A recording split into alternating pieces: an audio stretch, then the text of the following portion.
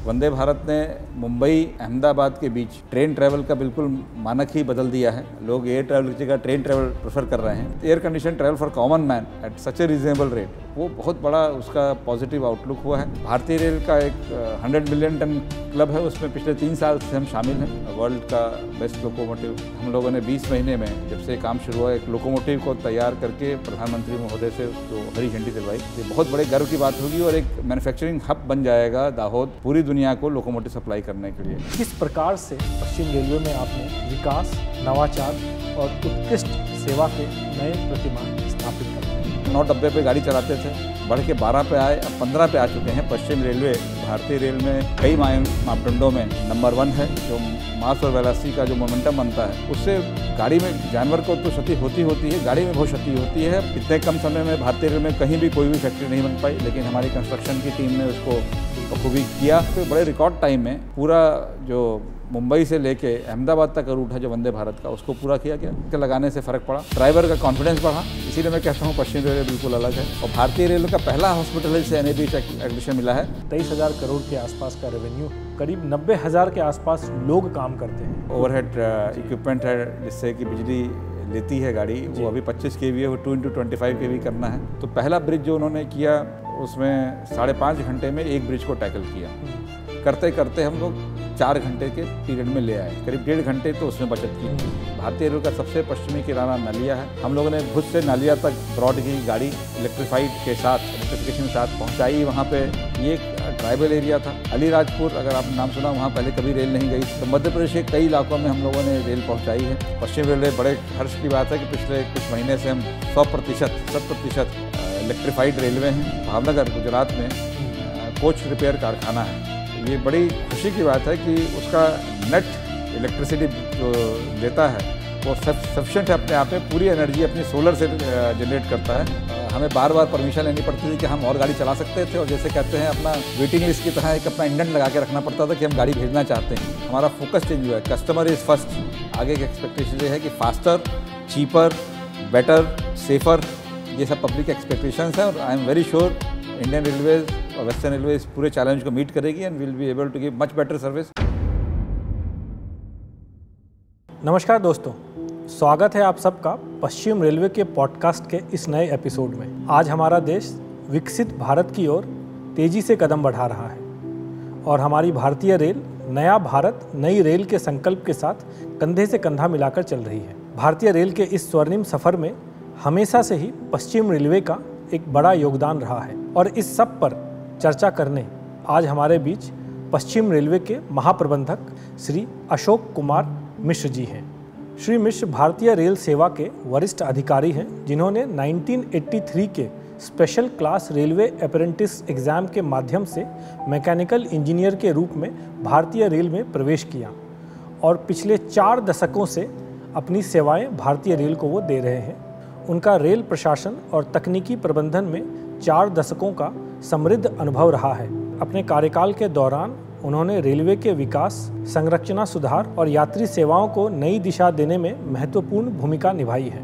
नमस्कार सर, तो स्वागत है आपका पश्चिम रेलवे के पॉडकास्ट के इस नए एपिसोड में। सर, भारत मैन्युफैक्चरिंग के क्षेत्र में तेज़ी से प्रगति कर रहा है और भारतीय रेल भी इसमें कदम से कदम मिलाकर, कंधे से कंधा मिलाकर अपना हक और अपना रोल अदा कर रही है। सर, पिछले दिनों दाहोद में 9,000 हॉर्स पावर का पहला इलेक्ट्रिक लोकोमोटिव बनकर तैयार हुआ, जिसको हमारे माननीय प्रधानमंत्री जी ने हरी झंडी दिखाकर राष्ट्र को समर्पित किया। सर, दाहोद सर आपके जीवन से भी बहुत खास है, बहुत जुड़ा हुआ है, आपकी स्मृतियों से जुड़ा हुआ है। यहीं आपने अपना जो करियर का पहला जो असाइनमेंट है वो उसकी शुरुआत आपने दाहोद से ही की थी। सर, तो सर इस तरह के जो वर्कशॉप या इस तरह के जो मैन्युफैक्चरिंग यूनिट है जहाँ 9,000 हॉर्स पावर टाइप के लोकोमोटिव्स जब हम बनाते हैं, किस प्रकार का सर इस तरह के प्रोजेक्ट्स क्या चैलेंजेस हमें लाते हैं और इसको किस तरह से हम पूरा करते हैं? नमस्ते विनीत, ये बड़े हर्ष की बात है कि दाहोद को यह अवसर मिला कि वहाँ पे 9,000 हॉर्स पावर के लेटेस्ट लोकोमोटिव का मैन्युफैक्चरिंग हुआ। मेरे लिए दाहोद का बड़ा खास महत्व है, लाइफ में भी और सर्विस लाइफ में भी, दोनों में। क्योंकि दाहोद मेरी पहली पोस्टिंग थी मई 90 में मैंने वहाँ असिस्टेंट वर्क्स मैनेजर रिपेयर का चार्ज लिया था। उस समय वहाँ स्टीम लोकोमोटिव का पीओएच होता था और धीरे धीरे चूँकि स्टीम फेज़ आउट हो रहे थे, तो ये प्रोजेक्ट था कि वहाँ इलेक्ट्रिक लोको का पीओएच शुरू किया जाए। और साथ ही दाहोद अपने आप में रेलवे की एक पूरी टाउनशिप थी, वर्कफोर्स थी, डेडिकेटेड स्किल्ड कॉलोनी अपनी थी, तो वहाँ वैगन्स का भी रिपेयर शुरू हुआ, प्लस इलेक्ट्रिक लोको पीओएच का हुआ। लेकिन इसको जो एक नई जो दिशा मिली वो इस जो D9 लोकोमोटिव जिसे कहते हैं 9000 हॉर्स पावर का जो लोकोमोटिव है उससे मिली। लोकोमोटिव बनाने के लिए जो चैलेंजेस थे, सबसे पहले तो जो एग्जिस्टिंग फैसिलिटी थी उसमें, चूँकि state of the art locomotive है, वर्ल्ड का बेस्ट लोकोमोटिव है, वहाँ ये बनाया जा सकता था। तो नया एक एरिया आइडेंटिफाई किया गया जहाँ पे ये बन सके।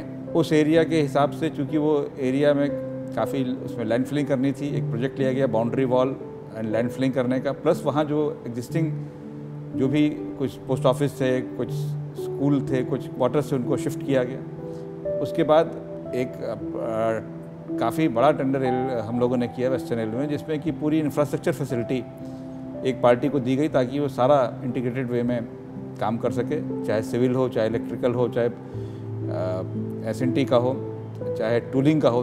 पहले जो रेलवे में का सिस्टम था कि बिल्डिंग कोई बनाता था, बिजली का काम कोई करता था, प्लांट टूल एंड प्लांट अलग हमारा जो ऑर्गेनाइजेशन खरीदता था, वो सारा हमने हटा के एक बार एक ही कॉन्ट्रैक्ट दिया, EPC कॉन्ट्रैक्ट से कहते हैं, और पार्टी अच्छी थी, इसने उसको भी चैलेंज अच्छा लगा।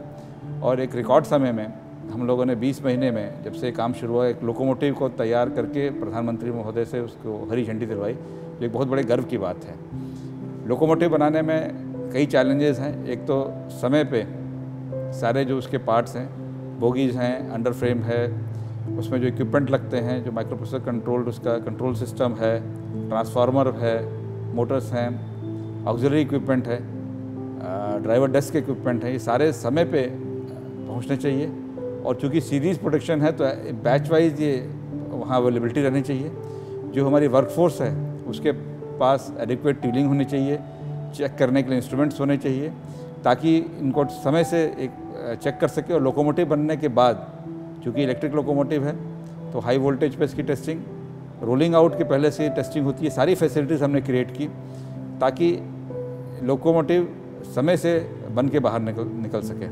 और सर ये बहुत ही गर्व की बात है कि ये जो लोकोमोटिव्स दाहोद से बन के निकलेंगे, वो दाहोद का नाम पूरे भारत में ही नहीं बल्कि पूरे विश्व में होगा, क्योंकि बहुत सारे लोकोमोटिव्स यहाँ से एक्सपोर्ट भी किए जाएंगे। इसके बारे में सर अगर कुछ आप बता सकें। हमारे प्रधानमंत्री जी का मेक इन इंडिया का जो एक उन्होंने चैलेंज हम लोगों को दिया पूरे भारत को, कि हम लोग इंपोर्ट पे ना रहें बल्कि यहाँ सामान बनाएं और हमारा जो सामान बने वो वर्ल्ड क्लास रहे, पूरी दुनिया में उसका हम लोग निर्यात कर सकें और उसकी क्वालिटी ऐसी हो कि लोग मेक इन इंडिया को आइटम को मांगें। जैसे ऑलरेडी मोबाइल्स के क्षेत्र में हो चुका है, हम लोग वर्ल्ड का बहुत बड़ा प्रतिशत हम लोग अपने यहाँ मैन्युफैक्चर कर रहे हैं जी। ये लोकोमोटिव हमारे टेक्नोलॉजी पार्टनर सीमेंस हैं, उनसे बात हुई, उन्होंने भी कहा कि ये बेस्ट लोकोमोटिव है और जो मैन्युफैक्चरिंग फैसिलिटी हमारी है उससे बड़े प्रभावित हुए। उनके हिसाब से सीमेंस की जो बाकी फैक्ट्रियां हैं दुनिया में उसके अगर कंपेयर किया जाए तो दाहोद की फैक्ट्री उनसे एक लेवल ऊपर ही पाई जाएगी। क्या बात है। और जब ये लोकोमोटिव हम यहाँ पे भारत में ब्रॉड गेज का हमारा ट्रैक है, पुराना हिसाब बोलें तो 5 फीट 6 इंच का या 1.6 मीटर के हिसाब से है, और पूरी दुनिया में स्टैंडर्ड गेज ज़्यादा लोकप्रिय है। तो ये फैसिलिटी है कि हम लोग एक्सपोर्ट के लिए यहाँ स्टैंडर्ड गेज का भी लोकोमोटिव बना सकेंगे। तो जब ये लोकोमोटिव बाहर जाएगा और इसकी परफॉर्मेंस वहाँ लोगों को जब हमें ऑर्डर मिलेगा तो ये बहुत बड़े गर्व की बात होगी और एक मैन्युफैक्चरिंग हब बन जाएगा दाहोद पूरी दुनिया को लोकोमोटिव सप्लाई करने के लिए। ये मेरे लिए भी बड़ी खुशी की बात है और भारतीय रेल के लिए बड़ी खुशी की बात है, पश्चिम रेलवे के लिए बड़ी खुशी की बात है कि हम लोग वर्ल्ड लेवल पे एक लोकोमोटिव एक्सपोर्ट कर पाएंगे। और सर दाहोद ऐसे टाउन में जो ट्राइबल डोमिनेटेड है और वहाँ जब हम इस तरह का एक प्लांट की नींव रखते हैं और मैन्युफैक्चरिंग शुरू होती है और एम्प्लॉयमेंट जनरेट होता है, तो आई एम श्योर सर कि उससे पूरे एरिया का भी ट्रांसफॉर्मेशन होता है। इस प्रोजेक्ट को आप इस एरिया के हिसाब से किस प्रकार से देखते हैं सर? पहले तो सबसे पहले हम लोग सीधे एम्प्लॉयमेंट की बात करें तो वेल्डर्स की ज़रूरत पड़ेगी, मैकेनिक्स की ज़रूरत पड़ेगी, टेक्नीशियन की ज़रूरत पड़ेगी। जो लोकल लड़के हैं वो ट्रेन करके इस काम में आएंगे। प्लस जब बाहर से लोग आएंगे, ऑर्डर्स मिलेंगे और बाकी लोग टेस्ट करने आएंगे और देखने आएंगे, तो वहाँ पे होटल इंडस्ट्री को भी फ़ायदा मिलेगा, क्योंकि ये खाली रेलवे का प्रोजेक्ट नहीं है। इसके अलावा ट्रांसपोर्ट इंडस्ट्री को फ़र्क पड़ेगा, क्योंकि लोग जब मूवमेंट बढ़ेगा तो व्हीकल्स की ज़रूरत पड़ेगी। जब लोग वहाँ जाएंगे, पैसा खर्च करेंगे, तो लोकल इकोनॉमी में फ़र्क पड़ेगा। जो जनरल मर्चेंटाइज है वो ग्रो करेगा। लोगों प्लस जो फैसिलिटीज़ देंगे उससे जो अगल बगल के जो हमारे गांव हैं, जो ट्राइबल एरिया है, उनमें एक अपेक्षाएँ बढ़ेंगी, उनका एक्सपोज़र होगा दुनिया की बेस्ट चीज़ों से, और उससे पूरे जब ये उस एरिया में इस तरह से इकनॉमी में मनी पंपिंग होगी तो पूरे एरिया का एक समग्र विकास होगा। लोगों की आगे बढ़ते हैं। जैसे पहले जब दाहोद कारखाना नहीं था वहाँ पे, आज से करीब 100 साल से ज़्यादा पहले, तो उस समय जो वहाँ का इकोनॉमी था, और उसमें दाहोद के कारखाने के बनने से जब स्टीम कारखाना वहाँ गया तो बहुत फ़र्क पड़ा, उस पूरे एरिया का इकोनॉमी का विकास हुआ। अब उसमें कहा जाए तो एक बहुत बड़ा इनपुट आया है इस D9 लोकोमोटिव की मैन्युफैक्चरिंग से, और ये इलाका और आगे बढ़ेगा। Education, general prosperity and awareness and लोगों का मूवमेंट ज़्यादा होगा। बाहर निकलेंगे वहाँ के बच्चे, पूरी दुनिया में वो अपना छाप छोड़ पाएंगे। सर, पश्चिम रेलवे, आप जिसके महाप्रबंधक हैं इस जोन के, ये कितने ही मायनों में भारतीय रेल में जितने भी जोन्स हैं उन सभी में बहुत अग्रणी रहा है सर। बहुत सारे जो मानक हैं, जो पैरामीटर्स हैं, उसमें फर्स्ट आता है। आपके कुशल नेतृत्व में सर, जो नए भारत की नई रेल का जो संकल्प है, तो इसमें जो आपके जिस तरह की प्लानिंग रही है, जिस तरह की आपकी इम्पैक्टफुल मैनेजमेंट का स्टाइल रहा है सर, उसका पॉजिटिव आउटकम हम सभी देख पा रहे हैं इस जोन में। पिछले कई वर्षों से सर पश्चिम रेलवे, चाहे वो बुनियादी ढांचों का विकास हो, हमारे जितने भी प्रोजेक्ट्स की कमीशनिंग है उसकी स्पीड हो, माल ढुलाई के मानक हों, हमारे संरक्षा और सुरक्षा के मानक हों, या फिर सर जो इनोवेशन पे आपका जो फोकस रहा है सर, अगर इन उपलब्धियों के बारे में आप हमें, हमारे दर्शकों को बताएं कि किस प्रकार से पश्चिम रेलवे में आपने विकास, नवाचार और उत्कृष्ट सेवा के नए प्रतिमान स्थापित करवाए। ये बड़ी खुशी की बात है कि पश्चिम रेलवे भारतीय रेल में कई मापदंडों में नंबर 1 है और कुछ में नंबर 2 है। और अगर ओवरऑल देखें तो हम भारतीय रेल में, जिसे लोग कहते हैं कि बेस्ट रेलवे है, ज़्यादातर लोगों का ये कमेंट है, तो ये कोई अतिशयोक्ति नहीं है। इसका सबसे बड़ा जो श्रेय है वो तो हमारी टीम को जाता है। जो हमारे यहाँ टीम है, टीम वर्क है, और जो डेडिकेशन है टीम का, वो बहुत अच्छा है। कमिटेड लोग हैं, डायरेक्टेड वर्क करते हैं, और एक लालसा है हमेशा बेटरमेंट करने की, उत्कृष्टता की तरफ बढ़ने की। उससे हम लोग कर पाए हैं। कुछ चीज़ें जो हमें चैलेंजेस बोर्ड ने दिए, हमारी टीम ने बड़ा सहर्ष उसको स्वीकार किया, और चूँकि कमिटेड टीम है उसने इसको पूरा किया। सबसे पहला तो जो थोड़ी देर पहले आपने चर्चा है कि दाहोद की लोकोमोटिव फैक्ट्री की, इतने कम समय में भारतीय रेल में कहीं भी कोई भी फैक्ट्री नहीं बन पाई, लेकिन हमारी कंस्ट्रक्शन की टीम ने उसको बखूबी किया, और ना केवल किया बल्कि वर्ल्ड क्लास इंफ्रास्ट्रक्चर बना के दे दिया, जिसे कि खुद ना केवल रेलवे वालों ने कि बाहर वालों ने भी सराहा। ऐसे ही जब वंदे भारत, जो भारत की दूसरी वंदे भारत ट्रेन, पहली तो नई दिल्ली से वाराणसी के बीच चली, दूसरी गांधीनगर से मुंबई की बीच चलनी शुरू हुई, तो कैटल रनओवर यानी जानवरों के रनओवर होने से उसके नोज़ में डैमेज शुरू हुआ। तो बोर्ड में एक मीटिंग हुई गाड़ी चलने के कुछ महीने बाद ही, नवंबर में, और ये कि इसको कैसे रोका जाए। तो अलग अलग तरह की बातें हुई। फिर एक जो भारतीय रेल में कभी प्रयोग नहीं हुआ था, फेंसिंग तो कई तरह की लगाई गई थी हमारे यहाँ। कहीं स्लीपर की फेंसिंग लगाई थी, पुराने जो स्लीपर हैं, कहीं कंक्रीट की फेंसिंग लगाई गई थी, कहीं प्रीकास्ट कंक्रीट की फेंसिंग लगाई गई थी, कहीं टाई बार की पुरानी जो रिलीज मटेरियल होता था पुराने ज़माने में उसकी लगाई गई थी। अब जब फेंसिंग की बात कर रहे थे, जो पटरी के साइड में जो जो फेंसिंग लगाते हैं उसी की बात कर रहे हैं, ताकि जानवर ना आ सकें जी। तो और गाड़ी अच्छी स्पीड में चल सके, क्योंकि जब गाड़ी से जानवर टकराता है तो जो इम्पैक्ट होता है, जो मास और वेलोसिटी का जो मोमेंटम बनता है, उससे गाड़ी में जानवर को तो क्षति होती है, गाड़ी में बहुत क्षति होती है। प्लस जब हम high speed semi high speed की बात करते हैं 160 पे जो जाने की हम बात कर रहे हैं 130 से बढ़ के, तो हमारे को भी खतरा हो जाता है, हमारी ट्रेन को भी।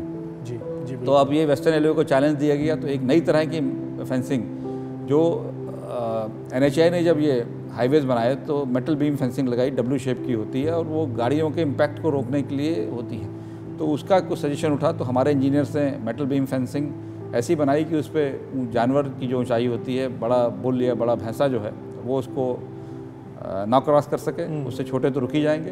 प्लस उसमें थोड़ा मॉडिफाई किया गया क्योंकि जो इम्पैक्ट जब वो जानवर उस पर आएगा बाहर से तो वो गाड़ी की स्पीड से नहीं आएगा, तो उसको थोड़ा उसका मटेरियल हल्का किया गया और सबको देखते हुए। लेकिन इससे एक प्रॉब्लम ये भी थी, फेंसिंग जब लगा देंगे कि जो हमारे खेत में काम करने वाले लोग हैं या वो लोग, उनको आदत है ट्रैक के एक तरफ से दूसरी तरफ जाने में गाँवों में, उनको कैसे हम उनका तो रास्ता रुक जाएगा। तो उसके लिए इसमें स्टैगरिंग की गई जगह जगह पे, ताकि उनका रास्ता ना रुके लेकिन जानवर ना जा सके। प्लस हमें रेलवे का कुछ सामान ले जाना है तो वो भी हम अंदर जा सकें इसके, तो ये सब किया गया। और इसको बड़े रिकॉर्ड टाइम में पूरा जो मुंबई से लेके अहमदाबाद तक का रूट है जो वंदे भारत का, उसको पूरा किया गया। बाद में हमारे पूरा जो 130 का रूट है इसको नागदा तक हम लोगों ने पूरा कर लिया वर्तमान में। तो ये एक बड़ा चैलेंज था और उसको सबने सराहा। कोई सोच नहीं सकता था कि ये इतनी जल्दी वेस्टर्न रेलवे कर लेगा। बाद में सभी क्षेत्रीय रेलवे को कहा गया कि वेस्टर्न रेलवे का अनुकरण करें और बाकी लोग भी इसको लगा रहे हैं। और इसमें सबसे बड़ा जो हमें फ़ायदा हुआ, लगने के बाद से कैटर टर्नओवर के केसेस में ड्रास्टिक कमी आई, रिकॉर्ड उपलब्ध हैं और बिल्कुल सत्यापित करते हैं कि इसके लगाने से फ़र्क पड़ा। ड्राइवर का कॉन्फिडेंस बढ़ा, ड्राइवर अब निर्भीक होकर गाड़ी चलाते हैं, उनको डर नहीं लगता क्योंकि जानवर सामने आ जाएगा, उससे थोड़ा डर रहता था। इसी तरह से समय पालन में हम लोगों ने हमेशा से उत्कृष्ट रहे हैं, आज भी उत्कृष्ट हैं हमारी जो, क्योंकि हमारा हर जो व्यक्ति काम करने वाला है उसको ये है कि पैसेंजर्स को हमें सेफली एंड टाइमली ले जाना है। बिल्कुल। लोडिंग में हमने नए नए रास्ते खोले हैं। भारतीय रेल का एक 100 मिलियन टन क्लब है, उसमें पिछले 3 साल से हम शामिल हैं। जो भारतीय रेल लोडिंग करती थी ट्रेडिशनली कोयला, उर्वरक और रॉ मटेरियल्स ले आती थी, पश्चिम रेलवे ने इससे बिल्कुल अलग, इसीलिए मैं कहता हूँ पश्चिम रेलवे बिल्कुल अलग है, हम लोगों ने इस लीक से हट गए और जो फिनिश्ड गुड्स हैं जो कि जनरली रेलवे से नहीं जाते, ट्रक से जाते हैं, बाय रोड जाते हैं, उनको टैप किया और उनको लेते हैं, उनका समावेश करते हुए हम 100 मिलियन टन क्लब में शामिल हुए। ये अपने आप में एक अनूठी पहल है भारतीय रेल की, क्योंकि जो रॉ मटेरियल वाला ट्रैफिक है वो धीरे धीरे कम होता जाएगा। जैसे जैसे पावर सेक्टर में बदलाव आएगा, कोयले का मूवमेंट कम होगा, रॉ मटेरियल्स जैसे जैसे कारखाने नई जगह पे लगेंगे, रॉ मटेरियल्स का मूवमेंट भी कम होता जाएगा जैसे जैसे रॉ मटेरियल की लोकेशन के पास लगेंगे। पर जो फिनिश गुड्स हैं वो जहाँ बनते हैं और वहाँ से कंज्यूमर तक जाएंगे ही जाएंगे। तो उसमें वेस्टर्न रेलवे सबसे आगे है और हम वो ले जा रहे हैं और कोशिश कर रहे हैं कि उसको और बढ़ावा दें। हम लोग हमारे बिजनेस डेवलपमेंट यूनिट है वो मीटिंग्स कर रही हैं। तो इस तरह से पश्चिम रेलवे में चाहे कोई भी क्षेत्र हो, चाहे ये माल ढुलाई का हो, चाहे पैसेंजर का हो, चाहे इंफ्रास्ट्रक्चर मेंटेन करना का हो, नई लाइन बनाने का हो, और अभी हाल ही में हमने अमृत भारत स्टेशनों पे काफ़ी काम किया है। तो हमारे टीम का हर सदस्य इसमें लगा है। इसके साथ ही साथ हम अपने खुद का भी ख्याल रख रहे हैं। हमारा जो JRH हॉस्पिटल है वो NABH एक्रेडिशन उसको मिला है, जो रेलवे की हॉस्पिटल, रेलवे का अपना खुद का हॉस्पिटल है और भारतीय रेलवे का पहला हॉस्पिटल है जिसे NABH एक्रेडिशन मिला है, बल्कि प्राइवेट सेक्टर के कई हॉस्पिटल्स को ये नहीं मिलता है। तो बड़े गर्व की बात है हमारे लिए। हमारी जो हेल्थ यूनिट्स हैं उनमें भी कुछ को मिल गया है। तो हमारे जो हम अपने एम्प्लॉइज़ का जो हेल्थ का केयर करते हैं वो भी हम इंडिया का बेस्ट और वर्ल्ड क्लास लेवल पे ला रहे हैं। खेल की सुविधाएं दी जा रही हैं ताकि उनका स्वास्थ्य ठीक रहे। हमारे खिलाड़ी नेशनल इंटरनेशनल लेवल पे परफॉर्म कर रहे हैं। हमारी कल्चरल टीम, क्योंकि साथ साथ अच्छा जब आप काम करते हैं साथ साथ आपका और भी डाइवर्शन होना चाहिए, तो कल्चरल टीम भी इंडियन रेलवे में अपना नाम कमा रही है। हमारे लोग लिखते भी हैं, पढ़ते भी हैं। ये सारी चीज़ जो समग्र विकास होता है मानव का वो वेस्टर्न रेलवे में हो रहा है। तो इससे बड़ी खुशी की बात नहीं हो सकती कि खाली पैरामीटर्स में ही नहीं बल्कि आदमी के कंप्लीट बैलेंस में। हमारा HR डिपार्टमेंट जो है उसमें हम लोगों ने कमिटमेंट किया है कि सबसे जल्दी सारी चीज़ें ट्रांसपेरेंट रहेंगी और कर्मचारियों को कोई दिक्कत ना हो। जो उनकी रूटीन जैसे पहले PF प्रोविडेंट फंड जिसे कहते हैं उसका अपना पैसा था, उसे निकालने में दिक्कत होती थी। अब हमारा है कि उसको जैसे ही अप्लाई करेगा उसको लिमिटेड टाइम में मिल जाएगा। लीव ट्रांसफ़र ये सब चीज़ें हमने ट्रांसपेरेंट कर दी हैं। और अभी एक बड़ी खुशी की बात मैं शेयर करते हो रही है कि एक APR होता है जो एनुअल परफॉर्मेंस रिव्यू होता है। तो अधिकारियों के एनुअल परफॉर्मेंस रिव्यू जो पिछला वित्तीय वर्ष गुजरा 2024-25 का, बोर्ड का टारगेट तो है कि इसको हम लोग दिसंबर तक पूरा करें, बढ़ा के उन्होंने सितंबर कर दिया है। लेकिन हमारे यहाँ करीब 85% जो अधिकारी हैं उनकी CR भर के पूरी तरह से क्लोज हो चुकी है कल तक। तो ये हमारे पूरे टीम का एक, जो मैंने अलग अलग लोग की चीज़ें बताई, चाहे परफॉर्मेंस हो चाहे खुद का ख्याल रखना है, इसमें हमारी पूरी टीम कमिटेड है और एक्सेल करती जा रही है। क्या बात है सर, बहुत बहुत शुक्रिया सर, आपने इतने अच्छे तरीके से बताया सर। एक ऐसे एंटिटी के मुखिया हैं सर आप, जो ईयरली रेवेन्यू अगर देखें तो 23,000 करोड़ के आसपास का रेवेन्यू, करीब 90,000 के आसपास लोग काम करते हैं, डाइवर्स मैन पावर है हमारे अंदर, और साथ ही जिस तरह के हम पैसेंजर्स या जिस तरह के ऑर्गेनाइजेशंस को सर्व करते हैं उनमें भी बहुत डाइवर्सिटी है।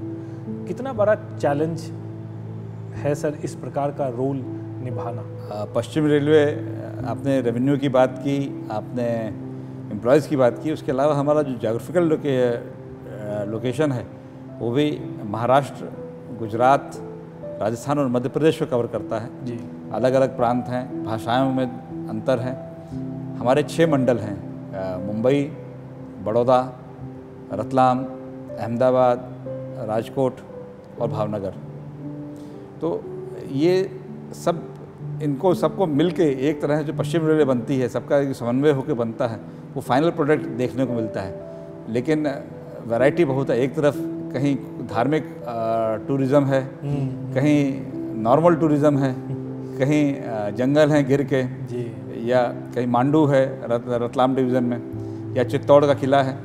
आने वाले टूरिस्ट भी अलग अलग तरह के, लोडिंग अलग अलग तरह की, कहीं पे हम गेहूं लोड करते हैं तो कहीं पे हम नई जिसे वाइट गुड्स कहते हैं उनको लोडिंग करते हैं, कहीं पेट्रोलियम प्रोडक्ट लोड करते हैं। पर इन सबके पीछे जो एक सूत्र जो सबको बांधे हुए है वो है पश्चिम रेलवे, और हमारे सारे कर्मचारी उसी सूत्र में बंधे हुए हैं।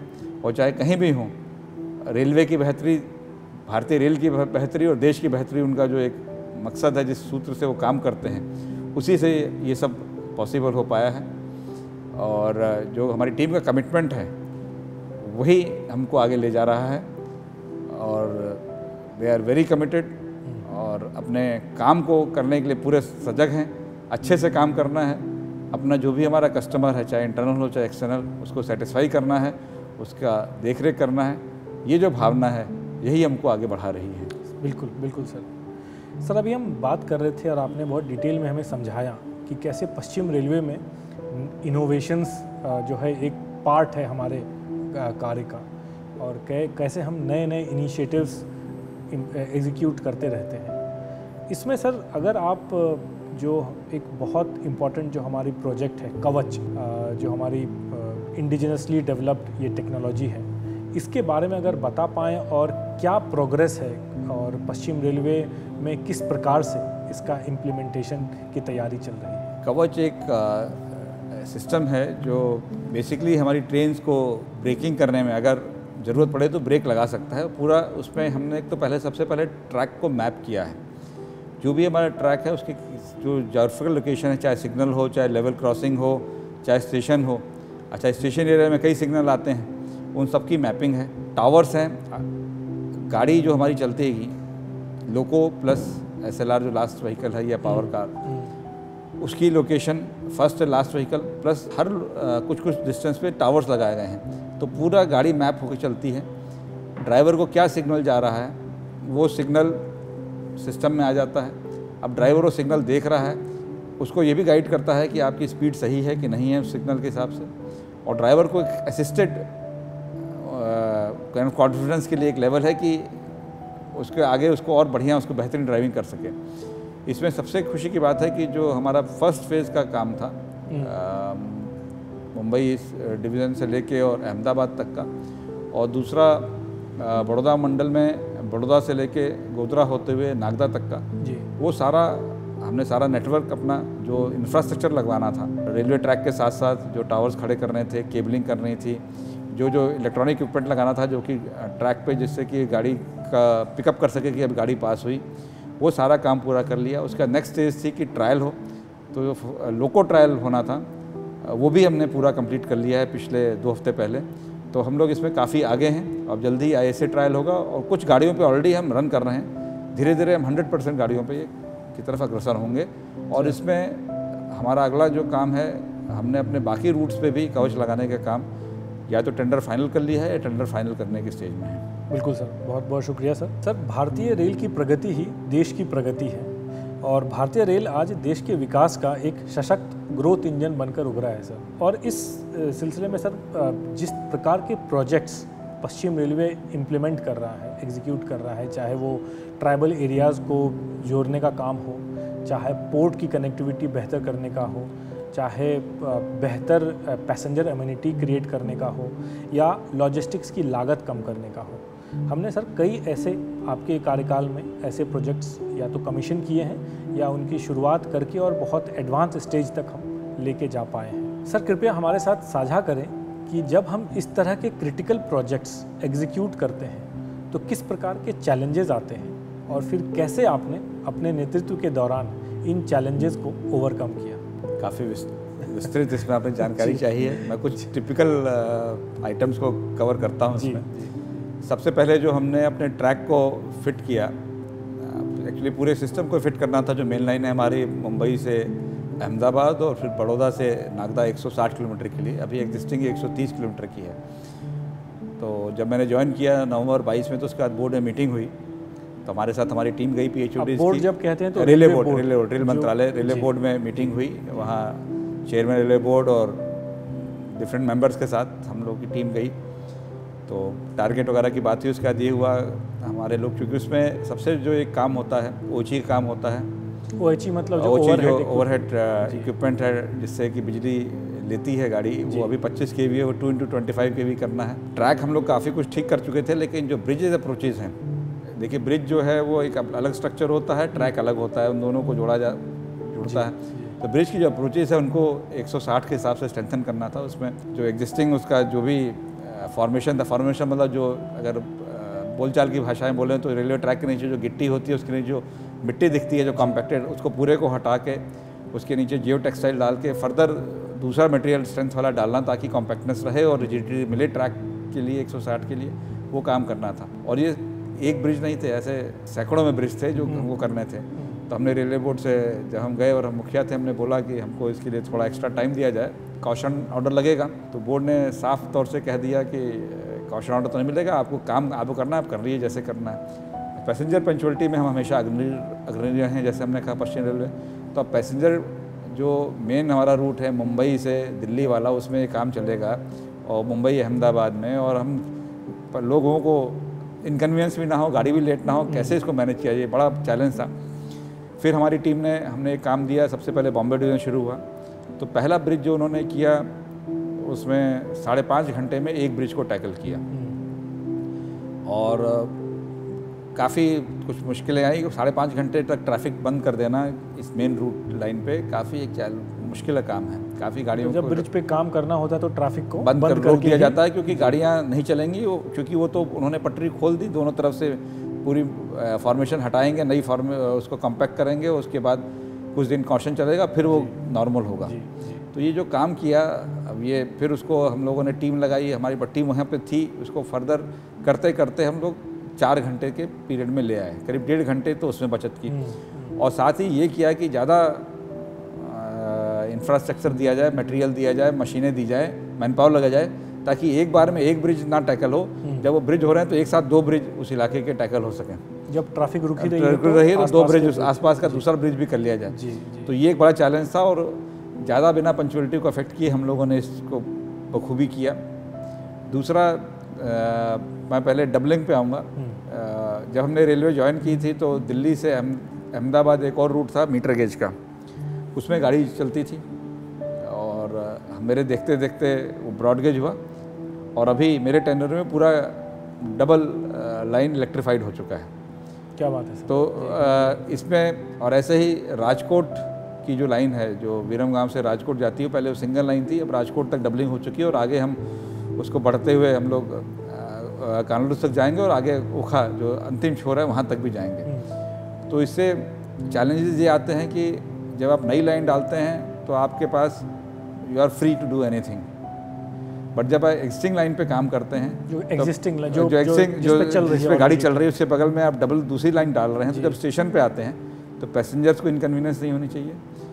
आप स्टेशन के सिग्नलिंग में अंतर डालते हैं, स्टेशन की जो लेआउट है, जो लेआउट मतलब जो यार्ड है जिस पे गाड़ियाँ चलती हैं, क्योंकि प्लेटफॉर्म आप बढ़ा देंगे, पटरी में पॉइंट्स होता है जिससे एक ट्रैक से दूसरे ट्रैक पे गाड़ी जाती है, पॉइंट्स नए डालेंगे और उसमें गाड़ी चलती रहे, ये एक बड़ा चैलेंज होता है। प्लस सेफ्टी को देखना होता है कि कोई जब खोलते हैं तो उस टाइम कई चीज़ें, एक ज़्यादातर चीज़ हमारे हम लोग सेफ ऑपरेशन करते हैं तो इंटरलॉक्ड होती हैं, पर उस टाइम इंटरलॉकिंग खोल के यार्ड में मॉडिफिकेशन किया जाता है, उसके लिए काफ़ी टीम लगती है, गाड़ियाँ रिस्ट्रिक्टेड स्पीड पे चलती हैं और देखा जाता है, एक एक मूवमेंट देखा जाता है उसका और आदमी लगे रहते हैं कि कोई गड़बड़ ना हो।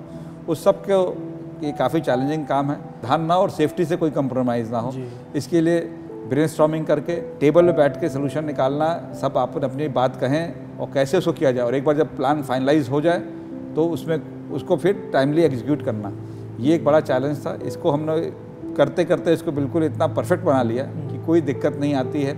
डबलिंग के सारे काम हमने किए, चाहे राजकोट तक की डबलिंग हो, चाहे महसाला पालनपुर डबलिंग हो, चाहे वहाँ उधर भिल्डी से होते पालनपुर से भिल्डी होते हुए सामाखली की डबलिंग हो, और अब तो हम क्वाड्रपलिंग की तरफ भी जा रहे हैं।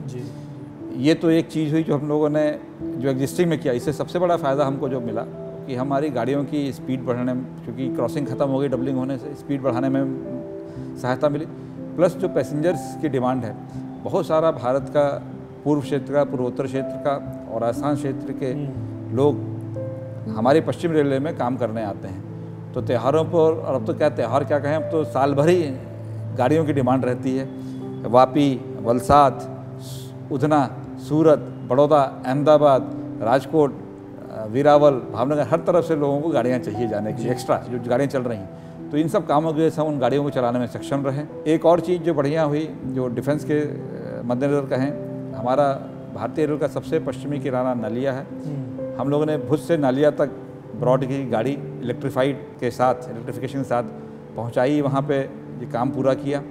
ये भी एक चैलेंज था।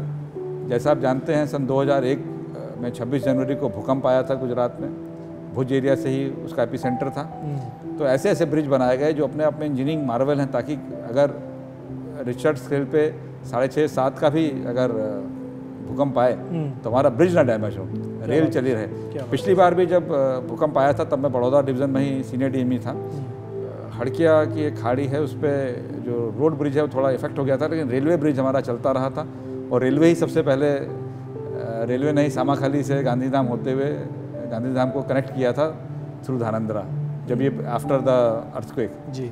और उस टाइम डीआरएम बड़ौदा वहाँ कैंप किए थे, धानंद्रा एरिया, 7 to 8 की सारा मूवमेंट चलता रहे, वहाँ जो हमें पहुँचानी है एड पहुँचाई जा सके। दूसरा, आज़ादी के कई साल हो गए, लेकिन मध्य प्रदेश में कई जगह हम लोग रेल नहीं पहुँचा पाए थे। सबसे बड़ी खुशी की बात है कि बहुत निकट भविष्य में हम लोग धार और मांडू पे रेल पहुँचा पाएंगे, और ऑलरेडी मियाँ गाँव धवोई होते हुए हम लोग जोबत देवाकुंड तक ट्रेन पहुँचा चुके हैं। ये धार में पहुँचेगी। ये एक ट्राइबल एरिया था। अलीराजपुर, अगर आपने नाम सुना, वहाँ पहले कभी रेल नहीं गई थी। तो मध्य प्रदेश के कई इलाकों में हम लोगों ने रेल पहुँचाई है। और अभी प्रीतमपुरा एक बहुत बड़ा इंडस्ट्रियल एरिया है इंदौर के पास, मध्य प्रदेश का। अगर वहाँ से गुड्स आते हैं तो वो इंदौर से नागदा, रतलाम जो गुड्स मूवमेंट है होते हुए बम्बई की तरफ और नीचे JNPT की तरफ आएगा।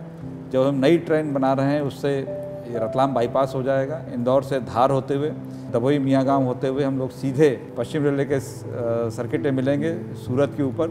और जो रास्ता कम हो जाएगा उससे फ्रेट ट्रैफिक कम होगा, समय की बचत होगी, और पैसेंजर गाड़ियों में भी मुंबई आने के लिए इंदौर वालों को कम समय में लगेगा।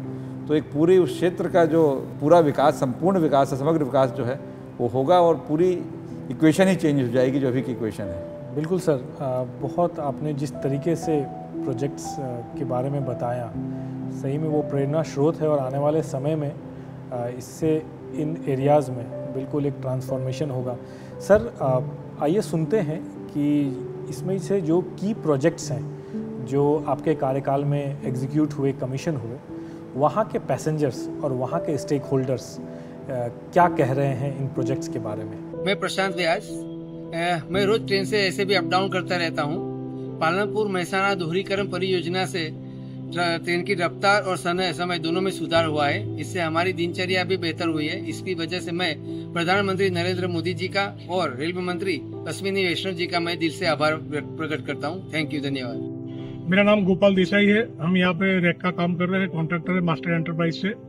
हम यहाँ पे पालमपुर श्याम काली का जो डबल लाइन का काम चालू हुआ है, वहाँ पे रफ्तार से हमारा काम, बिजनेस हमारा भी बढ़ा है और पूरे देश को नहीं, पूरे रेलवे को नहीं, पूरे देश को इसका फायदा हुआ है। हम माननीय प्रधानमंत्री नरेंद्र मोदी साहब का खूब इसमें आभार व्यक्त करते हैं और रेल मंत्री श्री अश्विनी जी साहब का भी खूब आभार व्यक्त करते हैं। सर, जैसा आपने पहले भी कहा कि हमारा जो पश्चिम रेलवे है वो नए इनिशिएटिव्स सबसे पहले यहीं पर किए जाते हैं बहुत सारे, चाहे नमो भारत रैपिड रेल हो जो पहला पश्चिम रेलवे में चला, और वंदे भारत एक्सप्रेस ट्रेन हो जो दूसरा पश्चिम रेलवे में चला। सर, किस प्रकार से आप जो नए मानक, नए माइलस्टोन्स ये इस्टेब्लिश कर रहे हैं इस तरह के जो ट्रेन्स हैं, चाहे वो पैसेंजर सेफ्टी हो, पैसेंजर कंफर्ट हो, पैसेंजर कन्वीनियंस हो, किस प्रकार सर आप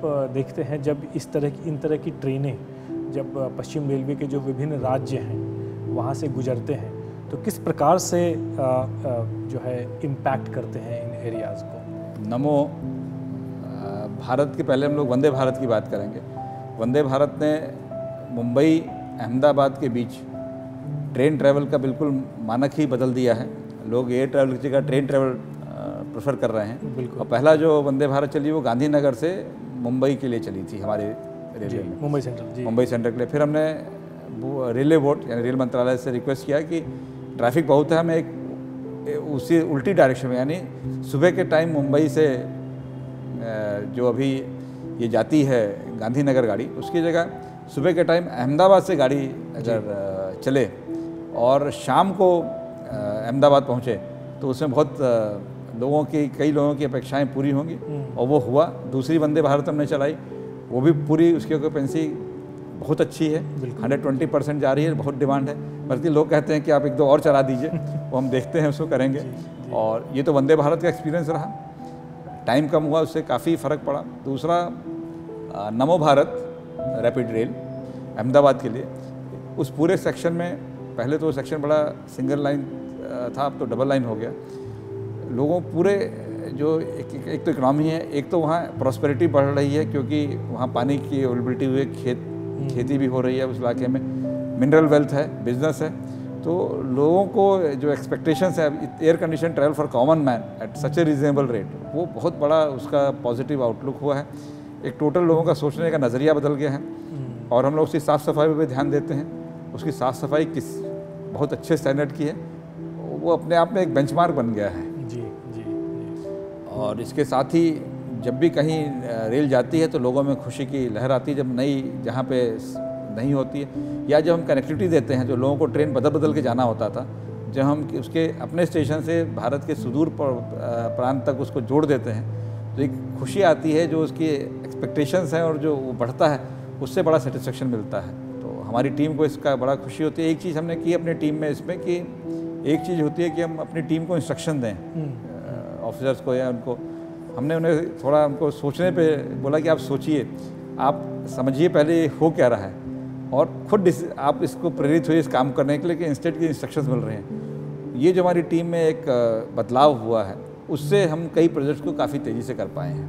बिल्कुल सर। आज़ाद भारत का सबसे महत्वपूर्ण और महत्वाकांक्षी परियोजनाओं की हम लिस्ट बनाएंगे तो उसमें हमारा जो अमृत भारत स्टेशन परियोजना है, ज़रूर वो टॉप 5, टॉप 6 में आएगा। जैसा कि हम सभी जानते हैं सर, ये स्टेशन परियोजना जो इसका विज़न है कि सब पूरे स्टेशन को हम ट्रांसफॉर्म करें, अगले 50-60 सालों के लिए अपने स्टेशंस बनाएं, मॉडर्नाइज़ करें। इस पे सर आप क्या कहना चाहेंगे और पश्चिम रेलवे के क्या प्लान्स है और किस तरह का प्रोग्रेस चल रहा है सर? आपने सही कहा कि अमृत भारत स्टेशन योजना बहुत ही महत्वाकांक्षी योजना है। पूरे भारत में सैकड़ों की संख्या में स्टेशन को इसमें डेवलप किया जा रहा है। अकेले पश्चिम रेलवे में 100 के ऊपर स्टेशन हैं और अभी हाल ही में 18 स्टेशनों का माननीय प्रधानमंत्री द्वारा लोकार्पण किया गया जो पश्चिम रेलवे ने पूरे किए थे। जी। अब अगर बोलचाल की भाषा में कहें या कॉमन मैन समझे, किसी को लगेगा कि स्टेशन तो पहले से थे, क्या ऐसा उसमें हो रहा है कि इतनी बड़ी योजना की गई, पैसा खर्च किया जा रहा है। तो सबसे पहले तो देखिए, स्टेशन पहले एक लाइन का स्टेशन होता था, एक ही प्लेटफॉर्म होता, 2 होता, फिर 2 आए, 3 आए, जैसे से वहाँ ज़रूरतें बढ़ी और कुछ स्टेशन ऐसे हो गए कि फैसिलिटीज़ तो देते गए हम लोग, लेकिन वो स्टेशन से इंटीग्रेट नहीं हुई। जैसे पार्किंग, पहले लोगों के पास वाहन नहीं थे, तांगे से आते थे, रिक्शे से आते थे, वाहन लाने लगे, पहले 2 व्हीलर पार्किंग, 4 व्हीलर पार्किंग, तो स्टेशन पे सफिशेंट 2 व्हीलर 4 व्हीलर पार्किंग उपलब्ध नहीं। उसके अलावा दिव्यांग पार्किंग हम आजकल देते हैं स्टेशनों पे, वो सही लोकेशन पे हो। साथ ही जब स्टेशन में जब आदमी जा रहे हैं और फुट ओवर ब्रिज, जिससे एक प्लेटफॉर्म से दूसरे आदमी जाता है, तो कई स्टेशनों पे तो जगह थी तो थोड़ा दूर बनाए गए। कुछ स्टेशन भारत में ऐसे भी आप देखेंगे कि जब स्टेशन में आपने एंटर किया और सामने ही फुट ओवर ब्रिज का पिलर सामने आ गया थोड़ी दूर पे, तो ये बहुत ही एस्थेटिकली और इवन पैसेंजर मूवमेंट के हिसाब से बड़ा गड़बड़ था। तो इन सब चीज़ों को एड्रेस करते हुए ये योजना बनी कि हम लोग कुछ पैसा खर्च करें, स्टेशन को ठीक करें। तो पहले बात तो ये हुई कि स्टेशन से उस शहर का या उस कस्बे का रिफ्लेक्शन हो कि स्टेशन उसका एक पार्ट है। बिल्कुल। तो इसके लिए हमने जो लोकल पब्लिक रिप्रेजेंटेटिव हैं, सांसद हैं, विधायक हैं, जिला पंचायत लोगों से वार्ता की, उनके सुझाव लिए, उसके हिसाब से स्टेशन का बाहर का फैसाड बनाया गया। फिर स्टेशन को आजकल सेफ्टी है, डिमार्केशन करने के लिए कई जगह एंट्री गेट बनाए गए। स्टेशन में कंपाउंड में ब्यूटिफिकेशन के लिए ग्रीनिंग की गई, लैंडस्केपिंग की गई, फव्वारे लगाए गए, पार्किंग एडिक्वेट नंबर में, क्योंकि आजकल परचेजिंग पावर बढ़ गई है, तो 2 व्हीलर 4 व्हीलर लोग रख सकें, वो प्रोवाइड की गई। अच्छे वेटिंग रूम दिए गए। कई जगह 3 मीटर या उससे भी पतले FOB थे, जिसपे कि मूवमेंट बड़ा मुश्किल था, तो 6 मीटर या 12 मीटर के FOB नए प्रोवाइड किए गए। लिफ्ट, एस्केलेटर हम लोग दे रहे हैं। प्लेटफॉर्म सरफेस का सुदृढ़ीकरण और सौंदर्यीकरण दोनों कर रहे हैं। प्लस दिव्यांग लोगों के लिए जो टेक्टाइल टाइल्स होती हैं, जो हमारे दृष्टिबाधित हमारे जो जो ग्राहक हैं उनके लिए, वो टेक्टाइल टाइल्स सही तरह से लगाई जाएं। पूरे स्टेशन का एक टेक्टाइल डायग्राम ही बन गया कि जब आदमी स्टेशन एरिया में घुसेगा और उसको कहाँ जाना है, उसको खाली वो अपने छड़ी से फील करता हुआ चला जाए। ब्रेल साइनेजेस लगाए गए। पानी के जो बूथ हैं वो ऐसे लगाए जाएं ताकि अब ट्रेनें हमारी लंबाई बढ़ गई हैं। पहले 18 डब्बे ही बहुत बड़ी ट्रेन होती थी, अब ICF जो पुराने वाले कोच थे उसमें 24 डब्बे और LHB में 22 डब्बे की हमारी गाड़ियां हैं, तो एंड तक उनके वाटर बूथ हों, लाइटिंग की व्यवस्था हो प्लेटफॉर्म पे। ये सारा स्टेशन का जो एक कायाकल्प है, ये इस अमृत भारत योजना में किया गया है। जी, और किस तरह से सर प्रोग्रेस चल रही है अभी पश्चिम रेलवे में? जैसा हमने कहा 18 स्टेशनों पे तो ये कार्य हो चुका है और अगले कुछ ही दिनों में हम अगले कुछ 20 स्टेशन और पूरे कर लेंगे। जी। और बाकी स्टेशनों पे भी करीब उसमें 80% या उससे ऊपर कार्य जो है हमारे 75 से ऊपर स्टेशनों पे हो चुका है और बाकी पे भी हम 50% से ऊपर काम कर चुके हैं।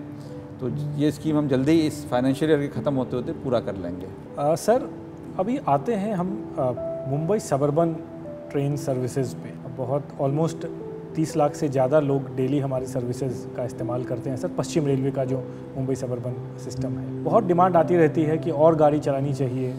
तो क्या चैलेंजेस हैं सर, अगर हम पैसेंजर्स को बता पाएँ किस तरह के हम नए इनिशिएटिव्स कर रहे हैं अपनी कैपेसिटी बढ़ाने के लिए, और जो एक रेगुलर बेसिस पे आती है कि और गाड़ी चलाएं, तो क्या इसकी प्लानिंग है सर?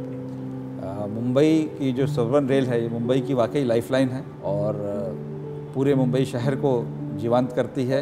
आर्टरी है, इससे लोग एक जगह से दूसरे जगह आते हैं, अपने नौकरी पे आते हैं, बिजनेस पे आते हैं, काम धंधे पे आते हैं। इसमें हमारी कोशिश है कि बेहतर से बेहतर सेवाएं दी जाएं। इसमें सबसे बड़ी दिक्कत तो है कि ज़्यादा से ज़्यादा लोग कैसे ले जाएं। तो एक दिक्कत जो हमारे यहाँ है, क्योंकि हमारी सबर्बन जो है बिल्कुल शहर के बीच से ही जाती है, इसीलिए पॉपुलर भी है। हमको चौड़ाई में बढ़ने की जगह नहीं है, ना लंबाई में बढ़ने की जगह है। और लंबा मतलब बेसिकली चौड़ाई में, क्योंकि अगर हम प्लेटफॉर्म बढ़ाएं तो उसके लिए चौड़ाई चाहिए जी। तो कई जगह तो हमने 15, पहले हम लोग 9 डब्बे पे गाड़ी चलाते थे, बढ़ के 12 पे आए, अब 15 पे आ चुके हैं। पर अगर हम सारी गाड़ियाँ 15 करना चाहें तो नहीं कर सकते हैं, क्योंकि हमारी जो स्लो लोकल्स के जो पाथ है उस पर प्लेटफॉर्म लेंथ नहीं है।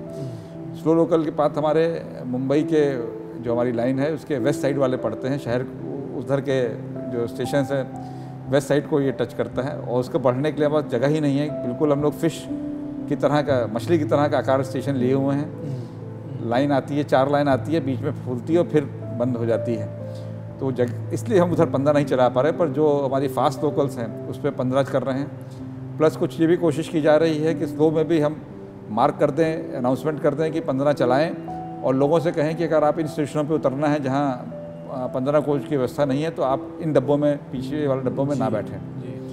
AC लोकल शुरू हुई है जो काफ़ी, जिसकी पैट्रोनेज बहुत अच्छा है। मुंबई का क्लाइमेट ऐसा है कि AC लोकल की डिमांड है, ज़्यादा से ज़्यादा डिमांड आ रही है। AC लोकल में सेफ्टी ये भी है कि दरवाजे गाड़ी चलने के पहले बंद हो जाते हैं। पैसेंजर फॉलिंग ऑफ का जो एक डर रहता है या जो हादसा होता है उससे बचाव होता है, उसका नंबर हम बढ़ा रहे हैं। हम लोगों ने 6ठी लाइन बोरीवली तक करने का संकल्प रखा है और कांदिवली तक, मुंबई से लेकर कांदिवली तक, मुंबई सेंट्रल से हम लोग 6 लाइन का काम पूरा भी कर चुके हैं। कांदिवली बोरीवली हम लोग नवंबर-दिसंबर तक पूरा कर लेंगे, उस पर तेज़ी से काम चल रहा है, तो उससे और गाड़ियाँ चलाने में राहत मिलेगी। हार्बर लाइन जो आती है सेंट्रल रेलवे से और माहिम होते हुए हमारे सेक्टर में घुसती है, उसका भी एक्सटेंशन किया जा रहा है। साथ ही विरार दहानू, अभी हमारी जो एग्जिस्टिंग लाइन है उस पर गाड़ियाँ चलती हैं। दहानू तक अब हमारी सबअर्बन जा रही है, पर वो हमारे एग्जिस्टिंग ट्रैक पे जाती है। MRVC प्रोजेक्ट के अंदर उसमें 2 लाइनें और डाली जा रही हैं। तो जब वो काम पूरा हो जाएगा 2027 तक, तो काफ़ी तादाद में हम गाड़ियाँ दहानू से मुंबई को कनेक्ट कर पाएंगे और पैसेंजर मूवमेंट काफ़ी और इजी हो जाएगा सबअर्बन का हमारा। इसके साथ ही सबअर्बन की भीड़ भाड़ को, लोग तो घड़ी मिला के चलते हैं। हमने एक नई पहल शुरू की है कि जो कोच का साइड वॉल है, जो मतलब जो पैसेंजर फेस करता है, उस पर भी गाड़ी का कहाँ जा रही है गाड़ी, वो इंडिकेशन LED साइनेज की मदद से दिया जा रहा है। लोगों की सुविधा के लिए हम लोगों ने कई जगह जियो फेंसिंग के द्वारा मेडिकल एड भी प्रोवाइड की है। अगर किसी को मेडिकल इमरजेंसी है तो कॉन्टैक्ट कर सकता है। तो हम सुविधाएं अपने पैसेंजर्स को देखते हुए बढ़ाते जा रहे हैं जी, और आगे भविष्य में और बढ़ेंगे। जैसे जैसे हम जो है आगे बढ़ रहे हैं, क्लीन और ग्रीन एनर्जी, ये जो कॉन्सेप्ट्स हैं और ये जो आइडियाज़ हैं, ये बहुत प्रायोरिटी पे लिए जा रहे हैं। और अब तो ये मैंडेट है हमारे भारत सरकार का कि हमें अपनी जो है एमिशन कम करनी है, नेट ज़ीरो जो हमारे टारगेट्स हैं उसको पूरे करने हैं। तो इस दिशा में अभी हाल में ही गुजरात में पश्चिम रेलवे ने 100% इलेक्ट्रिफिकेशन का जो टारगेट था वो भी पूरा किया। किस तरह के पहल हमारे क्लीन और ग्रीन एनर्जी के जो इनिशिएटिव्स हैं, किस तरह के पहल, किस तरह के नए प्रोजेक्ट्स हम एग्जीक्यूट कर रहे हैं इस दिशा में, इसके बारे में अगर अपने थॉट साझा कर पाएँ सर। जब हम एग्जिस्टिंग रेलवे ट्रैक को इलेक्ट्रीफाई करते हैं तो उसमें कई चैलेंजेस आते हैं। एक तो पूरा उसमें इंफ्रास्ट्रक्चर देना होता है इलेक्ट्रिफिकेशन का, जो ऊपर जो बिजली का तार दिखता है, पर जो नहीं दिखता है वो उस बिजली की सप्लाई है, जो स्टेट गवर्नमेंट के पावर सप्लाई है, उससे वहाँ पावर लाना। फिर वो जो पावर आती है, हम लोग 25,000 वोल्ट यानी 25 kV पे ऑपरेट करते हैं। 132 या 440 kV का पावर हमें मिलता है। हमारे ट्रैक्शन सब स्टेशन होते हैं, उनको बनाया जाता है, जिससे हम स्टेट गवर्नमेंट से पावर देते हैं एंड एश्योर्ड पावर लेते हैं ताकि वो सप्लाई कटे ना। उससे फिर इसको फीड करते हैं। तो ट्रैक के किनारे हमें पूरा स्ट्रक्चर बनाना पड़ता है, जिसे ट्रैक्शन सब स्टेशन कहते हैं, कुछ दूरी पे। तो ये सारा काम अपना बड़ा चैलेंजिंग होता है। फिर इसका मेंटेनेंस शुरू होता है। उसको करते हुए हम लोग अब पश्चिम रेलवे, बड़े हर्ष की बात है कि पिछले कुछ महीने से हम 100% इलेक्ट्रीफाइड रेलवे हैं। साथ ही ट्रायल मेजर्स पे हम लोगों ने कुछ विंड एनर्जी को भी टैप करने की कोशिश की है। मुंबई सबअर्बन एरिया में प्लेटफॉर्म के एंड पे हम लोगों ने कुछ छोटी सी विंड टर्बाइंस लगाई हैं जो बिजली जनरेट करती हैं। जब लोकल चलती है उसके जाने मूवमेंट से वो टर्बाइन, जो एयर प्रेशर है उससे वो टर्बाइन घूमती है और कुछ बिजली जनरेट करती है। सोलर के केस में हमने बहुत ज़्यादा प्रगति की है। ज़्यादातर ऑफिस बिल्डिंग्स पे हमने सोलर पैनल लगा दिए हैं। स्टेशनों के प्लेटफॉर्म पे सोलर पैनल लगाए जा रहे हैं, कारखानों में लगाए जा रहे हैं, अस्पतालों में लगाए जा रहे हैं। आगे कुछ समय में घरों पे भी ये लगाए जाएंगे। और आपको मालूम है, जहाँ हमारे वैगन्स या कोचेज़ या लोकोज़ का रिपेयर होता है, कारखाने जो होते हैं, एक तो शेड होते हैं कारखाने में काफ़ी पावर रिक्वायरमेंट होता है। तो हमारा एक भावनगर गुजरात में कोच रिपेयर कारखाना है। ये बड़ी खुशी की बात है कि उसका नेट इलेक्ट्रिसिटी जो देता है वो सफिशेंट है अपने आप में, पूरी एनर्जी अपनी सोलर से जनरेट करता है।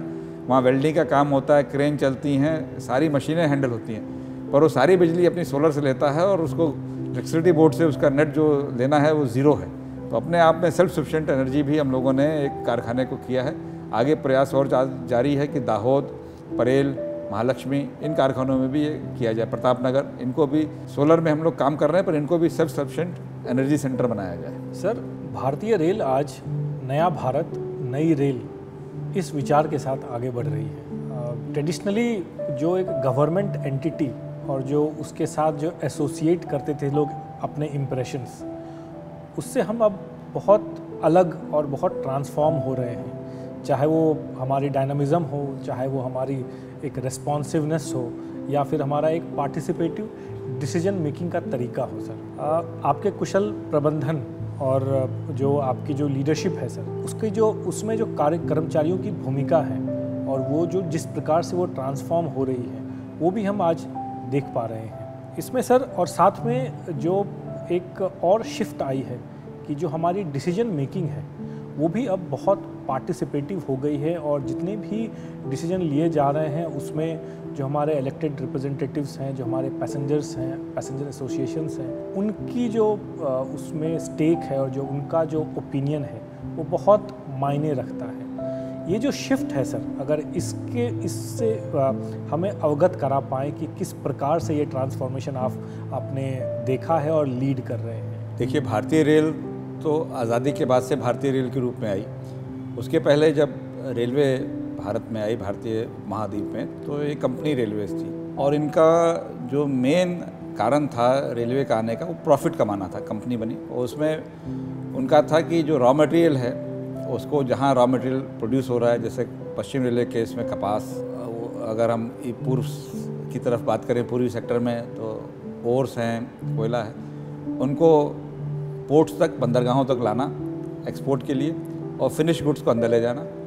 दूसरा, साथ ही जब ईस्ट इंडिया कंपनी से ब्रिटेन ने शासन ले लिया, आज़ादी के बाद हमने देखा कि ट्रेन से पूरे क्षेत्र का विकास होता है। जहाँ गाड़ी जाती है, खाली एक आदमी का विकास या एक स्टेशन का विकास नहीं होता। लोगों के एक्सपेक्टेशंस हैं, जॉब अपॉर्चुनिटीज़ हैं। पहले लोग कम में खुश थे, लेकिन जब देखा जो सेंटर्स हैं, इंडस्ट्रियल सेंटर्स या इकोनॉमिक सेंटर्स, वहाँ आने का मूवमेंट लोगों को हुआ, तो ट्रेन सबसे सुगम और सुचारू रूप है। तो हमारी सोच भी इसके हिसाब से बदलनी चाहिए। ये नहीं कि हमने जो कह दिया वही फाइनल है। तो जो हमारे ट्रेन यूज़ करने वाले हैं, या पब्लिक रिप्रेजेंटेटिव्स हैं, या हमारे खुद हम लोग कमेटीज़ बनाते हैं, DRUCC या ZRUCC, उनके सदस्यों से फीडबैक लिया जाए कि क्या चेंज करना है। गाड़ी का टाइम चेंज करना है, गाड़ी का नई गाड़ी डालनी है, गाड़ी के स्टॉपेज कहिए या कोई स्टॉपेज हटाना भी है, और किस एरिया के लिए कहाँ गाड़ी चाहिए, तो ये उनसे लिया गया। प्लस इंडस्ट्री से लिया गया कि आप किस तरह का प्रोडक्ट भेजना चाहते हैं। इस बारे में मैंने दमन में वहाँ की इंडस्ट्री से किया और काफ़ी इनपुट मिला मैं फार्मास्यूटिकल्स और प्लास्टिक्स के बारे में, और वो लोग चाहते हैं रेल से को करना, तो हमें उनको अपने सिस्टम में लाना होगा। जी जी। तो इस तरह की चीज़ें हुई। अब हमारी सोच, जो हमारे कर्मचारी की सोच है कि पहली बात तो हम सर्विस सेक्टर हैं, ये हम लोगों ने सोच में अपना बदलाव लाया, और हमें हमारा काम सेवा देना है, और माल और पैसेंजर दोनों को सेफली, टाइमली ले जाना है, और जो एक्सपेक्टेशंस हैं उसको पूरा करना है। एक्सपेक्टेशन बदलती रहती हैं, कभी कई जगह स्कूल कॉलेज के टाइम से ट्रेन चाहिए, कहीं ऑफिस के टाइम से ट्रेन चाहिए, कहीं लॉन्ग डिस्टेंस ट्रेन चाहिए पिलग्रिमेज के लिए, रिलीजियस टूरिज़्म के लिए, या नॉर्मल टूरिज़्म, कल्चरल टूरिज़्म के लिए, या इवन अदरवाइज मूवमेंट के लिए, और बिज़नेस क्लास ट्रैवल चाहिए। तो इन सबको देखते हुए, उनसे इनपुट लेते हुए हम ऐसे काम करें कि पूरी सोसाइटी का भला हो, पूरे देश का भला हो। वो एक सोच हमारे कर्मचारियों में हमने डेवलप करने की कोशिश की है, और उसका नतीजा दिख रहा है। We are getting good reviews, people are happy कि एटलीस्ट उनकी बात सुनी जा रही है। या इवन स्टेशनों पे अगर उनको लगता है कि यहाँ लिफ्ट होनी चाहिए, एस्केलेटर होना चाहिए, या एक्स्ट्रा खिड़की होनी चाहिए, या आप इस तरह से थोड़ा चेंज कर दीजिए, वो चीज़ें हम लोग अब इम्प्लीमेंट कर रहे हैं। सर, अब हम आते हैं हाल ही में जो समापन हुआ आस्था का महान पर्व महाकुंभ। लाखों करोड़ों लोगों ने आस्था की डुबकी लगाई, और इस पूरे आयोजन में भारतीय रेल का भी बहुत अहम योगदान रहा। पश्चिम रेलवे ने भी बहुत सारी गाड़ियाँ चलाई, बहुत सारे और भी कंट्रीब्यूशंस किए, मैन पावर के हिसाब से देखें और भी तरीके से।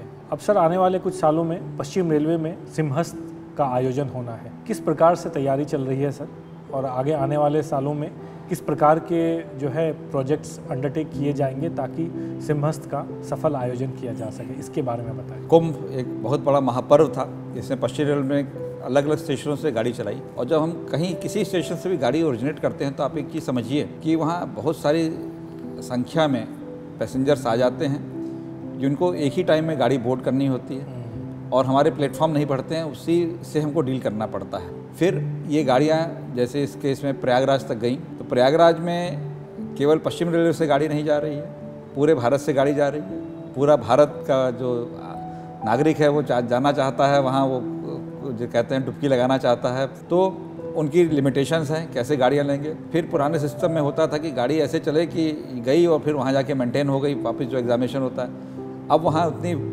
एक तो हमारी टेक्नोलॉजी बेटर हो चुकी है, इतना समय ही नहीं है और ना वो है कि वो गाड़ी वहाँ मेंटेन हो सके। तो हमें गाड़ी ऐसे प्लान करनी है कि अगर हमारे किसी स्टेशन से गाड़ी चल रही है अहमदाबाद से या बड़ौदा से या बांद्रा से, तो यहाँ से जाएगी प्रयागराज जाएगी और वापस यहीं आएगी, बीच में कहीं मेंटेन नहीं होगी वहाँ पर रुक के, क्योंकि वहाँ उतना रोकने का टाइम ही नहीं है। पूरे भारत से लोग आ रहे हैं तो गाड़ी प्रयागराज में हम रोक ही नहीं सकते, तो मेंटेनेंस उस लेवल का होना चाहिए।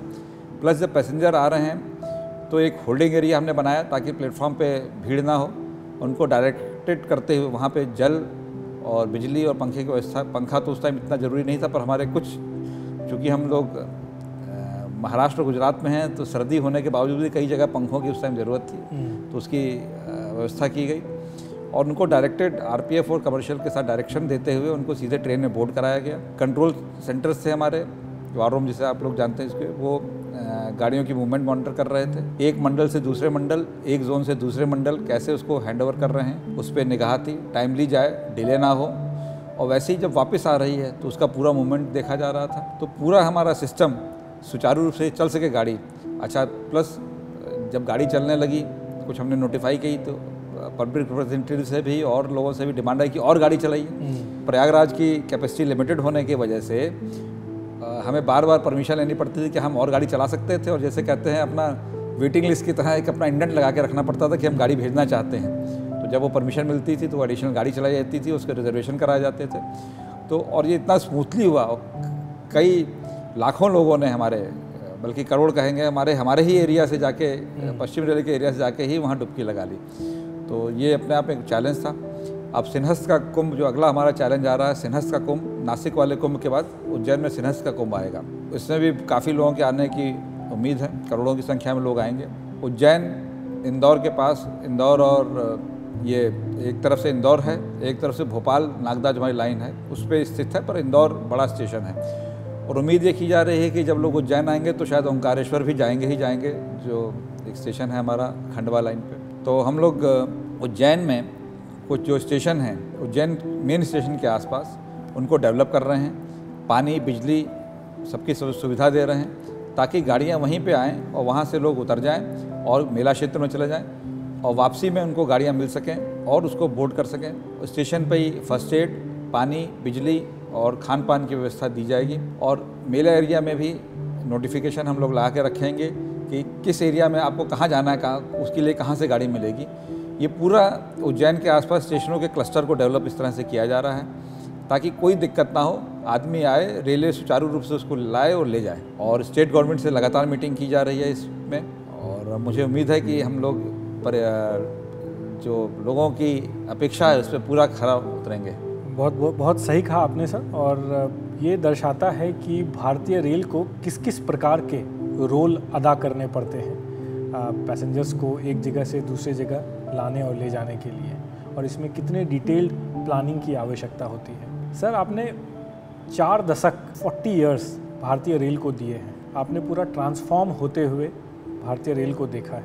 अभी सर आप भारतीय रेल के भविष्य को लेकर आपका क्या, अगर मैं पूछ सकूं कि क्या विजन है, और आने वाले समय में आप किस दिशा में भारतीय रेल को विकसित होते हुए देखना चाहते हैं? जब हम 80 के दशक में रेलवे में आए, सबसे पहले 84 में हमने ज्वाइन किया अप्रेंटिसशिप में जमालपुर में। 4 साल की अप्रेंटिसशिप थी, स्टीम का ज़माना था, डीजल, स्टीम से डीजल हो रहा था और कहीं कहीं इलेक्ट्रिफिकेशन कुछ कुछ सेक्टर पे था। पूरा इवन हमारे ट्रंक रूट जो कहते हैं, कलकत्ता से दिल्ली और दिल्ली से मुंबई, मुंबई से चेन्नई, चेन्नई से फिर दिल्ली, ये सब जो गोल्डन क्वाड्रिलेटरल और डायगोनल्स की बात है वो इलेक्ट्रीफाई नहीं था। हम लोग के देखते देखते ये ट्रांसफॉर्मेशन हुआ, प्रोफेशन में आए, नौकरी में आए, उसके बाद चेंज हुआ। एक चीज़, कंप्यूटर्स तब नहीं थे, पीसीज नहीं होते थे, IBM मशीन्स होती थी हेडक्वार्टर्स में जिसपे कि पे स्लिप और पेरोल बनता था। हर मंडल से कर्मचारी जाते थे, वहाँ फीडिंग करते थे, डाटा एंट्री, उसके बाद उसका रोल निकलता था, उसको वेरीफाई करते थे, उसके हिसाब से पेमेंट होता था। रिजर्वेशन मैनुअल होता था। एक धीरे धीरे हमारे जमालपुर में रहते रहते कंप्यूटराइज होना शुरू हुआ जमालपुर के तीसरे चौथे साल में, और कहीं से कहीं का रिजर्वेशन आप नहीं करा सकते थे, जिस टर्मिनल पे गए वहीं का रिजर्वेशन होता था और वहाँ से मैसेज दिया जाता था। इवन हमारा प्रोफेशन जो सन 88-89 में चला, उसमें भी चूँकि हम लोग को पूरे भारत घूमना पड़ता था, तो वक्त बदल चुका है। हमारे हर कर्मचारी, ज़्यादातर कर्मचारी जो ऑफिस में काम करते हैं, उनके पास कंप्यूटर टर्मिनल है, चीज़ें इजीली एक्सेसिबल हैं। पहले मैनुअल किताबें होती थी, अब वो सब के सब सॉफ्ट कॉपी में उपलब्ध हैं, क्या रेफ़र करना है, क्वेरीज़ के आपके आंसर हो जाते हैं, रिजर्वेशन बड़े सुचारू रूप से आप करा सकते हैं। पहले लोगों को पता ही नहीं होता था रेलवे में कैसे काम होता है, बाहर वालों को, तो वो किसी को माध्यम खोजते थे। अब हम लोग ट्रांसपेरेंट हैं, हमने साइट पे बता रखा है कि आपको टिकट लेना है तो ऐसे लेना है, आपको वैगन का रेक बुक करना है तो कैसे बुक करना है, पार्सल बुक करना है, तो सब चीज़ें हम ज़्यादा ओपन हुए हैं। ये एक चीज़ हुई है। प्लस हमारा फोकस चेंज हुआ है, कस्टमर इज़ फर्स्ट, वो फोकस अब धीरे धीरे पूरे भारतीय रेल में आता जा रहा है। हम लोग ज़्यादा से ज़्यादा हमारे कर्मचारी कस्टमर फोकस होते जा रहे हैं। और नॉट ओनली फोकस, जो एक कैसे उनके साथ मिलके बेहतर काम किया, मतलब उनकी भी ज़रूरत पूरी हो और हमारा भी काम बढ़े रेलवे का, इसकी तरह म्यूचुअल जो एक सिम्बायोसिस करते हुए हम लोग आगे बढ़ें, वो एक ट्रेंड आता जा रहा है रेलवे में। और प्रोजेक्ट्स एग्जीक्यूशन की स्पीड पहले बड़ी स्लो होती थी, पैसा भी नहीं मिलता था कैपिटल में, एक एक लाइन बनने में समय लग जाता था। अब हालत ये है कि पश्चिम रेलवे ने जो पिछला वित्तीय वर्ष निकला है सन 2024-25, 346 किलोमीटर की नई रेल लाइन बिछाई है। भारत में सबसे अधिक हम लोगों ने बिछाई है और अपने आप में रिकॉर्ड है ये। और पहले तो 346 शायद पूरे भारत में नहीं बिछती होगी, जो अकेले पश्चिम रेलवे ने बिछा ली है। तो इस तरह की जो चेंज हुआ है, वंदे भारत के पहले जो दुरंतो की चेन चली थी, उसके पहले शताब्दी इंट्रोड्यूस हुई थी। तो शताब्दी हम लोग के देखते देखते रेलवे में जैसे जैसे हम बढ़े वैसे शताब्दी इंट्रोड्यूस हुई। उसके पहले केवल राजधानी चला करती थी, तो एक शताब्दी से दूसरी शताब्दी के इंट्रोड्यूस होने में कई महीनों का समय होता था। और अब तो वंदे भारत ऐसे रोल आउट हो रही हैं, पिछले 2.5 साल में ही आप देखें कितनी वंदे भारत पूरे भारत में चल गई। हर डिस्ट्रिक्ट करीब करीब कवर हो रहा है वंदे भारत से। तो जो स्पीड है, अच्छा लोगों की एक्सपेक्टेशंस बढ़ गई हैं। जैसे वंदे भारत चल रही है, हर आदमी चाहता है कि उसके शहर से वंदे भारत चले। दूसरे सफाई में एक बहुत अंतर आया है, पहले स्टेशन में मक्खियाँ भिनभिनाती रहती थी। हम लोगों के जो टॉयलेट से ट्रेन के वो ओपन डिस्चार्ज थे, तो नीचे स्टेशन पे बिल्कुल गंदगी का माहौल रहता था, आदमी मुंह पे कपड़ा बांध के सफाई करता था, और जो ह्यूमन एक्सक्रीटा है उसको साफ़ करता था। अब वो सब बदलाव आया है, बायो टॉयलेट आ गए हैं, तो स्टेशन प्लेटफॉर्म वहाँ पे बिल्कुल साफ़ दिखता है, मक्खियाँ भिनभिनाती हुई नहीं होती हैं। जो पब्लिक आती है स्टेशन प्लेटफॉर्म्स का एक अलग एक्सपीरियंस है। पहले लोग नाक बंद करके बड़ा ट्रेन बोर्ड करने आते थे, अब खुशी खुशी आते हैं। बल्कि इसका एक और आप देखेंगे कि स्टेशन पे जो हमारे फूड प्लाजा हैं, वो बाहर से भी लोग आके उनमें खाते हैं फॉर टाइम पास, जैसे शहर के किसी दूसरी जगह पे खाने जा रहे हैं जी। तो ये एक चेंज आया है। पब्लिक की एक्सपेक्टेशंस हमसे ये है कि हम और बेहतर सेवाएं दें और फास्टर ट्रेन्स दें। और जो आपने पूछा क्या अंतर देखते हैं, अभी राजधानी जब से चली जो कुछ ही सालों में कि ये ओवरनाइट, अभी शाम को गाड़ी चलती है और सुबह 8 बजे पहुंचती है। It will become a overnight travel, कि आप रात को 9 या 10 बजे बैठिए और सुबह 7-8 बजे तक आप पहुंच जाइए, जैसे ओवरनाइट। ये मुंबई दिल्ली और कोलकाता से दिल्ली का ये बदलाव आएगा। दूसरा बदलाव ये आएगा कि हमारे अपने जो शहर हैं, जैसे यहाँ से राजकोट के लिए गाड़ी आप शाम को बोर्ड करते हैं और राजकोट 9 बजे पहुँचते हैं, वो ओवरनाइट हो जाएगा। इंदौर ये सब जो चीज़ें हैं ये ओवरनाइट स्टेशंस हो जाएंगे और फर्दर जो अभी जो 5-6 घंटे की जर्नी है वो और स्क्वीज़ होकर 3 घंटे पे आएगी। ये मैं बुलेट ट्रेन की बात नहीं कर रहा, अपने भारतीय रेल की बात कर रहा हूँ कि इसमें ये बदलाव आएगा। दूसरे अभी जो दमन में मीटिंग हो रही थी उसमें उन्होंने खुद व्यापारी लोग, जो नॉट व्यापारी एक्चुअली जो इंडस्ट्रीज कही है, जो कंपनी लगा रखी है, उन्होंने वो खुद बड़े वो कह रहे थे कि हम ये देख रहे हैं इसलिए हम रेलवे बनाना चाहते हैं। हम लोग एश्योर्ड 24 से 26 घंटे में गुजरात और महाराष्ट्र के अपने एरिया से दिल्ली के पास तक डिलीवरी देने को तैयार हैं आजकल गुड्स की। तो ये एक चेंज ये सबसे बड़ा हुआ है। पहले तो 3 दिन लगेंगे, 4 दिन, ये पता नहीं सकता था। तो ये जो timely delivery for both goods का और पैसेंजर में shorter time plus better facilities and more traffic, much more comfortable journey. फिर AC 3 टायर नया कुशन सीट आ गई, फिर AC 3 टायर आया, उसके बाद AC 3 टायर इकोनॉमी आ गया है। तो मोर एंड मोर कंफर्ट करते हुए और एनवायरनमेंट फ्रेंडली वे में हम उनको ले जाएं।